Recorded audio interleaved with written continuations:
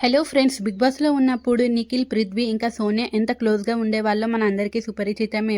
కానీ సోనియా, నిఖిల్‌ల మధ్య ఏదో నడుస్తుంది అంటూ ప్రచారం చేయడంతో ఇంకా బయటకు వచ్చిన తర్వాత సోనియా అయితే చాలా డిప్రెషన్‌లోకి వెళ్ళిపోయిందనే చెప్పవచ్చు.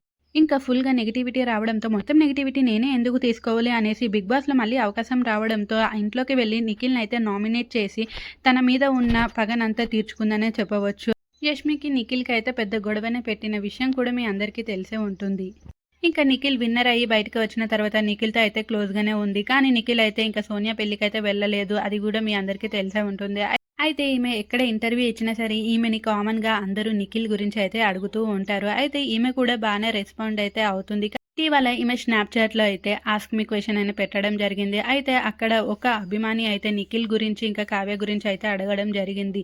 నిఖిల్, కావ్యలు కలిసి నటిస్తున్నారు కదా అక్క, వాళ్ళిద్దరూ కలిసిపోయారా? వాళ్ళిద్దరూ అంటే నాకు చాలా ఇష్టం. ప్లీజ్ రిప్లై ఇవ్వండి అక్క అని అడగగా ఇంకా సోనియా అయితే వాళ్ళిద్దరూ హ్యాపీగానే ఉన్నారు, మీరు కూడా హ్యాపీగా ఉండండి అంటూ నవ్వుతూ అయితే సమాధానం ఇచ్చేసింది. ఇంకా నిఖిల్, కావ్యాలు కలిసిపోయారని సోనియా అయితే ఇండైరెక్ట్గా చెప్పేసిందనే అనుకోవచ్చు అంటూ నెటిజన్లు అయితే అంటున్నారు. వాళ్ళు హ్యాపీగా ఉన్నారన్నది కానీ కలిశారు అని అయితే సోనియా ఎక్కడ చెప్పలేదు. అయితే చాలామంది అయితే హ్యాపీగా ఉన్నారంటే సంగతి ఏంటి, మరి కలిసిపోయారనే కదా అర్థం, వాళ్ళ లైఫ్లో వాళ్ళు బాగా లీడ్ చేస్తున్నారని కూడా చెప్పింది. అలాగే మీరు నిఖిల్, కావ్యాల గురించి ఎక్కువగా ఆలోచించకండి, వాళ్ళు బానే ఉన్నారు అంటూ సమాధానం అయితే ఇచ్చింది. నిఖిల్, కావ్యాలపై సోనియా చేసిన వ్యాఖ్యలపై మీ అభిప్రాయం ఏంటో కమెంట్ అయితే చేసేసేయండి. అలాగే మీరేమనుకుంటున్నారు? నిఖిల్, కావ్య కలిసిపోయారు అనుకుంటున్నారా లేదా? అసలు నీలో ఎంతమంది నిఖిల్, కావ్య ఫ్యాన్స్ ఉన్నారో కమెంట్ చేసేసేయండి. బాయ్.